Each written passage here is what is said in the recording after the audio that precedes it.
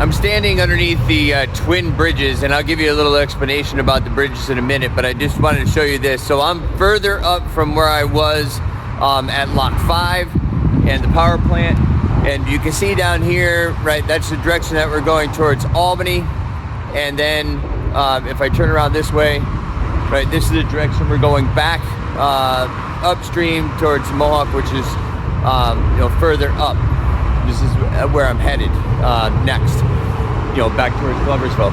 So this is kind of like a straight area between two large bends in the river, one going back towards Fisher Ferry and the other one turning back towards Albany and down to the Hudson. So again, I'm about, I don't know, about 20 miles or so upriver from Lock 5 where I was earlier. And I just wanted to bring this special feature because I can get underneath this bridge and we can take a look at it.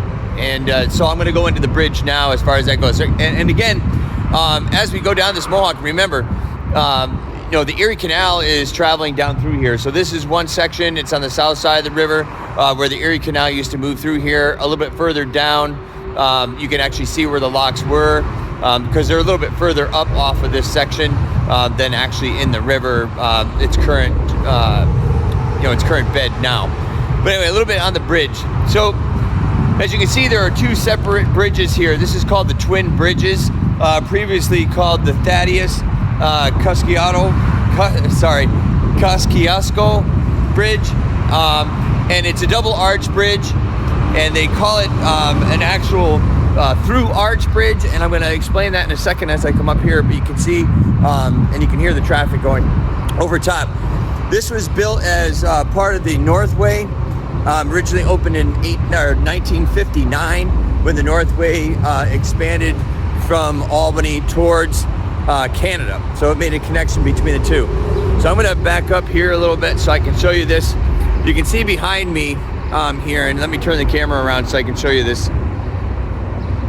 Oh, I can't from this spot. But anyway, so if you look at this, right, you have the arch is anchored here, and as I look up, you can see the arch travels behind my head here, and it's a double arch. And what happens is the arch itself is supported on both sides, both sides of the river by these concrete bunkers. And if you look, as it goes over the top, and you can barely see them in the background, you can see one right here, there are cables suspended from the center of the bridge that actually hold the platform. Now what this does is it allows for this underneath section to be completely void of any pillars or anything obstruction so that boat traffic can travel through here. So it allows the span, and you can see this is a pretty large span of area that this bridge covers and goes across. But again, this double arch, right, this double arch that's anchored at the base travels across the top, and at the top of the arch you can see where the cables come down and they support the center part of the bridge.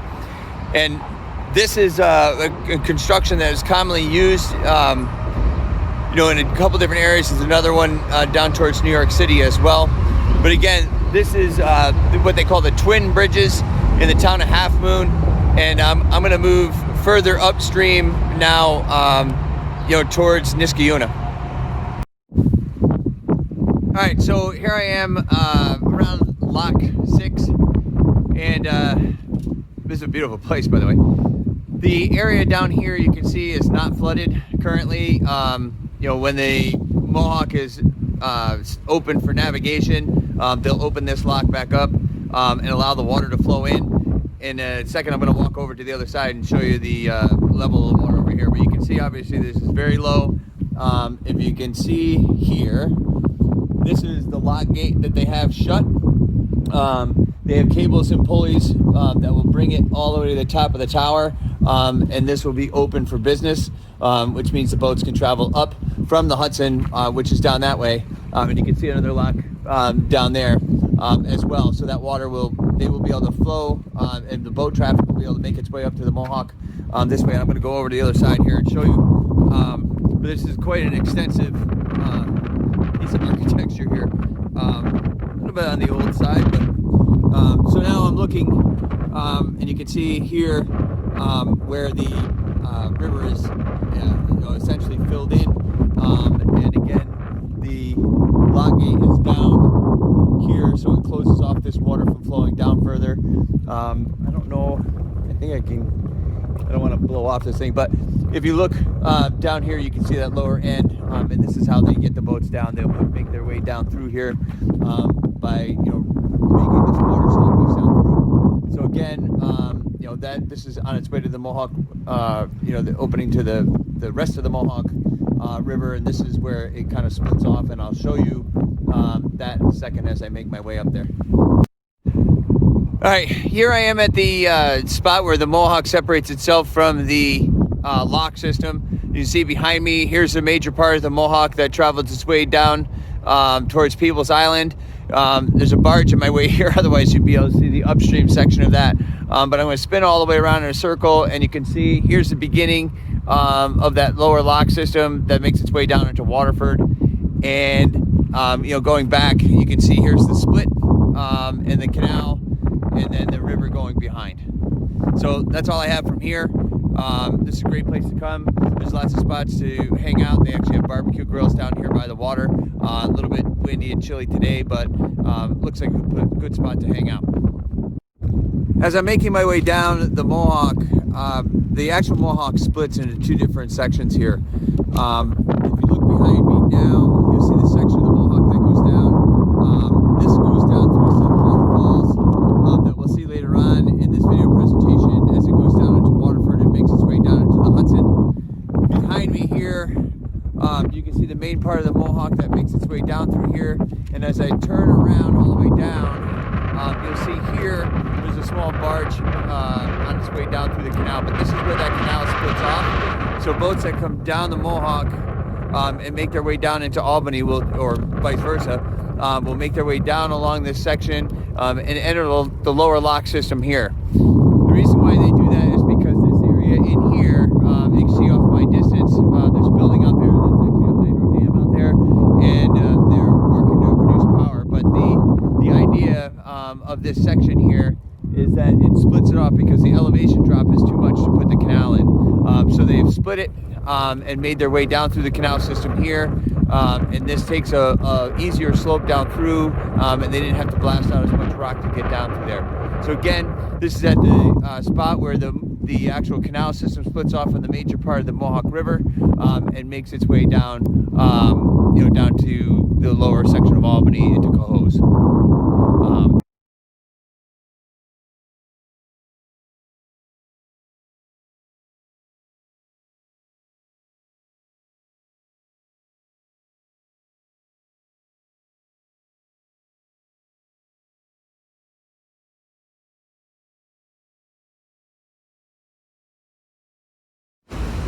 Okay, I've moved further down the Mohawk River, down past Lock 5, where I just was.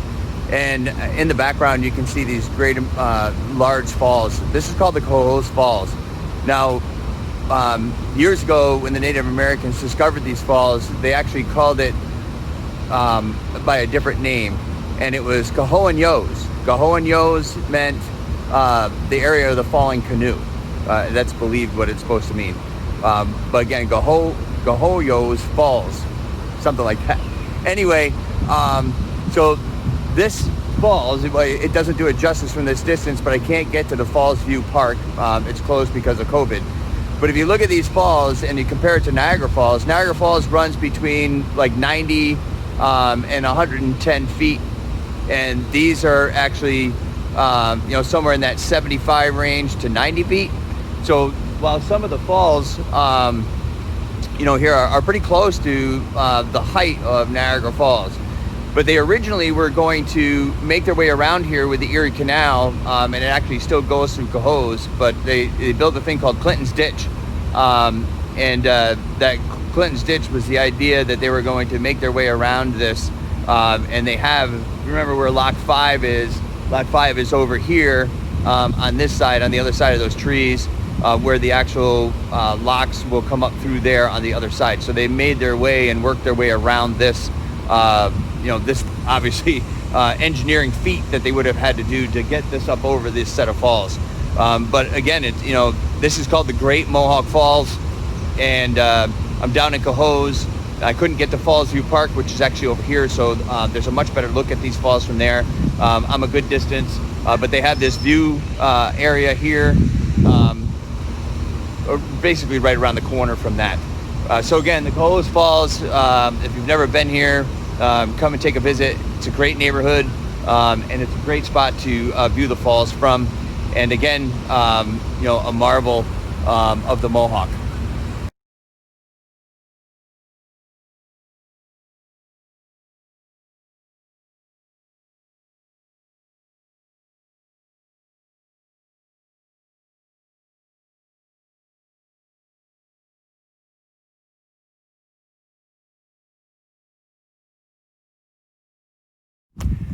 Well, I made my way down to Cohoes, down to People Island State Park, and not to mention social distancing, but I'm able to kind of walk around down here. Not many people around except for the car going by, but this is where the Mohawk River meets the Hudson. This is one of the spots, one of the bridges that crosses that opening.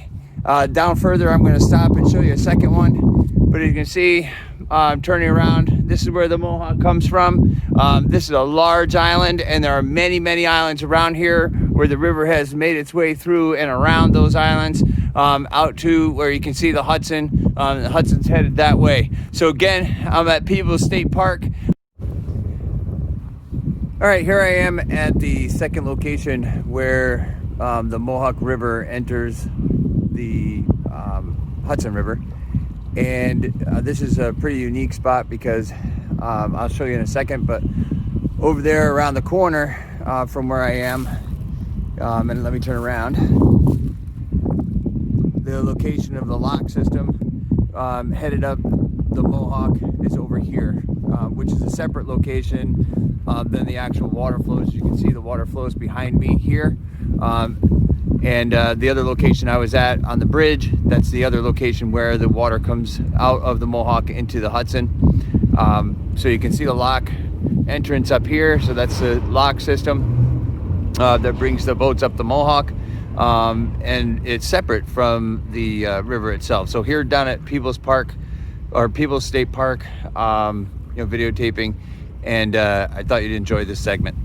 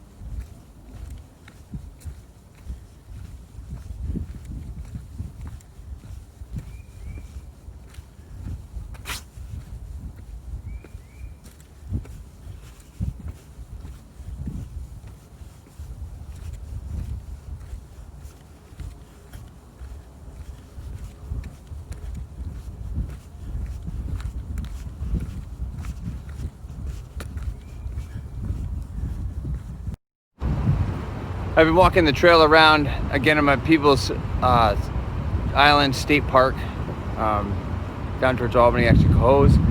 And if you look, this is the Mohawk River. I'm actually standing on one of the Delta bridges. If you think about when a water, a stream as large as the Mohawk makes its way down and meanders at the end, headed into the Hudson River, it leaves these sections of land that are built up over time, or it cuts through sections of land that were already here. So if you look across, that's actually an island over there, a smaller island that has been cut away. Some pretty steep rock cliffs over there. Back behind me, you can see a small dam in the background here, regulating water going down downstream, down towards the Hudson. Again, another man-made facility. If you look down here, there's the end of the island over here on this side. But as we make our way around Peebles Island State Park, you'll see a lot of these features, and you'll see a lot of separate islands that are here. So if you look at the aerial photograph of this area, you'll notice that there's a lot of different islands. This is a great place to come, social distancing, walking, photography. So, enjoy yourself down here when you're down here, and make your way down if you've never been. Again, Peebles Island State Park. This is the back side. in an area just above one of the smaller sets of falls. You can see several different islands here. Again, part of that process when a river enters or a stream enters a larger stream, or a river enters another river, right? You kind of get this almost mouth effect, where the stream is working a very low profile, which means it has a low percent slope, and it just cutting its way through and depositing material in areas where it slows down. Again,